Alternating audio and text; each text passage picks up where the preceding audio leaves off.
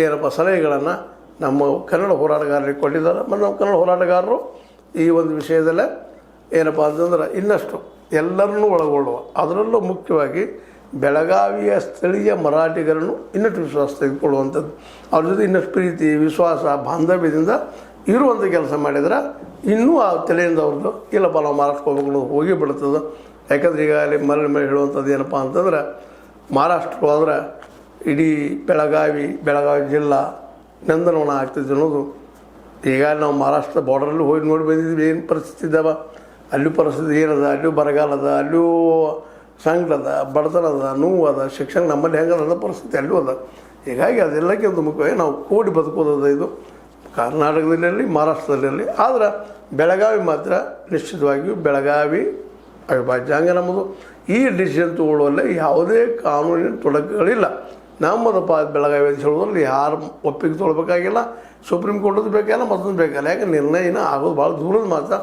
ಮೊದಲು ಅದನ್ನು case ತೊಗೊಳ್ಬಾರ್ದು final ಮಾಡಲಿ ಸುಪ್ರೀಂ ಕೋರ್ಟ್. ಯಾಕಂದ್ರೆ ಅದು ತೊಗೊಂಡ್ರೆ ಈಗಾಗಲೇ ಸಂಸತ್ತಿನಲ್ಲಿ ಕೇಸ್ ಪಾಸ್ ಆಗ್ಯದ 1956 ರಾಜ್ಯ ಪುನರ್ವಿಂಗಡಣಾ ಕಾಯ್ದೆ ಅಡಿಯಲ್ಲಿ. ಆ ಸಂದರ್ಭದಲ್ಲಿ ಬೆಳಗಾವಿ ಕರ್ನಾಟಕದಂತೆ ಸ್ಪಷ್ಟವಾಗಿ ತೊಗೊಂಡಿದ್ದರಿಂದಾಗೆ ಆ ಸಂಸತ್ತಿಗೆ ಮಾತ್ರ ಅದನ್ನು ಬದಲಾಯಿಸೋಕ್ಕದವಿನ ಇನ್ನೊಬ್ರಿಗೆ ಇಲ್ಲ.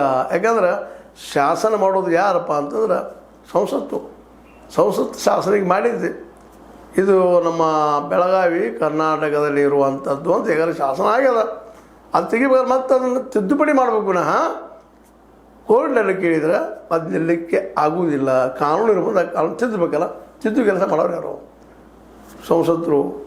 ಅದರಲ್ಲೂ ಮುಖ್ಯವಾಗಿ ನಮ್ಮ ಪಾರ್ಲಿಮೆಂಟ್ ಮಾಡಬೇಕಾದಂಥದ್ದು, ಸಂಸತ್ತು ಮಾಡಬೇಕಾಗಿದ್ದು. ಸಂಸತ್ತಿನ ಅಧಿಕಾರವನ್ನು ಕಿತ್ಕೊಳ್ಳಿಕ್ಕೆ ಯಾರಿಗೂ ಬರೋದಿಲ್ಲ.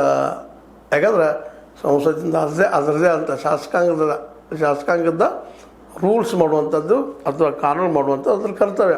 ಅದನ್ನು ಪಾಲಿಸಬೇಕಾಗಿದ್ದು ಈ ಒಂದು ಕಾರ್ಯಾಂಗಗಳು ಅನ್ನೋದ್ರ ಮತ್ತೆ ಜ್ಞಾಪಕ ಮಾಡ್ತಾ, ಈಗ ಅಲ್ಲಿದ್ದಂಥದ್ದು ಏನದ ಮೂಲ ಅದ್ರ ಮೇಲೆ ಸುಪ್ರೀಂ ಕೋರ್ಟ್ ಡಿಸಿಷನ್ ತೊಗೊಳ್ಬೇಕಾಗ್ತದೆ. ಹೀಗಾಗಿ ನೀವು ಯಾರೋ ಭಾಳಷ್ಟು ಚರ್ಚೆ ಮಾಡಲಾರದು ನೀವು ವಿಶ್ವಾಸ ಇದ್ಕೊಂಡ ಇದ್ದು ಕೆಲವು ಮರಾಠಿಗರಲ್ಲಿ ಒಂದಿಷ್ಟು ಏನೋ ಅದ MES ಬದಲಾಗಿ ಒಂದು ಸ್ವಲ್ಪ ಪ್ರೀತಿ ಅದ, ಅದನ್ನು ಕಡಿಮೆ ಮಾಡಬೇಕಾಗಿತ್ತಂದ್ರೆ ಈ ಮರಾಠಿಗರನ್ನು ಅವರಿಂದ ಕಿತ್ಕೋಬೇಕಾಗಿತ್ತಪ್ಪ ಅದು ಪ್ರೀತಿ ವಿಶ್ವಾಸ.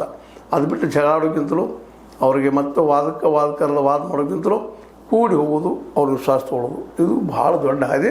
ಮತ್ತು ನಮ್ಮ ನಾಯಕರು ಬಂದು ಇಲ್ಲಿ ಮೇಲೆ ಭೇಟಿ ಆಗ್ತಾ ಇದ್ರೆ ಕಾಲಾಯ ತಸ್ಮೈ ನಮ್ಮ ಕಾಲ ಅವ್ರನ್ನ ಬದಲಾಯಿಸ್ತದೆ.